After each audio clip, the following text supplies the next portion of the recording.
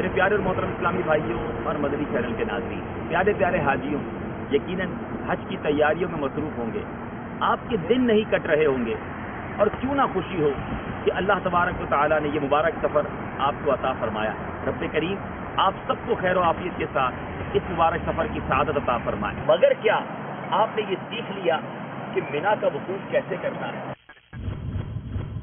احرام کیسے باندھنا ہے؟ کیا آپ یہ سیکھ چکے ہیں کہ احرام میں کون سی باتیں مکروہ ہیں، کن باتوں سے دم واجب ہو جاتا ہے؟ کیا آپ یہ جانتے ہیں کہ عرفات کے وقوف کے دن آپ نے کیا کچھ کرنا ہے؟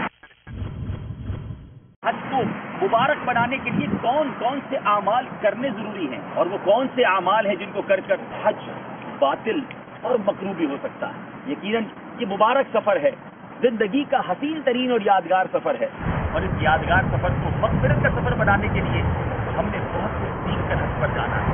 آپ کی دعوت اسلامی آپ کے لیے لا رہی ہے حج تربیتی اجتماع۔ لبیک اللہم لبیک لبیک لا شریک لک لبیک۔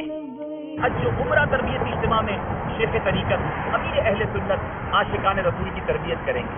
آپ اگر حج پر جا رہے ہیں، زیارت مدینہ کو جا رہے ہیں، اور نہیں جا رہے اور وہاں جانے کی تمنا رکھتے ہیں، تو یہ لمحے زندگی میں بار بار آیا نہیں کرتے۔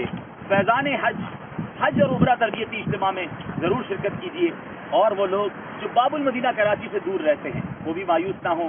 یہ حج تربیتی اجتماع مدنی چینل پر براہ راست نشر ہوگا۔ میں امید رکھتا ہوں کہ جہاں کہیں مدنی چینل کے ناظرین یہ سن رہے ہیں، اس تربیتی اجتماع میں ضرور شرکت فرمائیں گے۔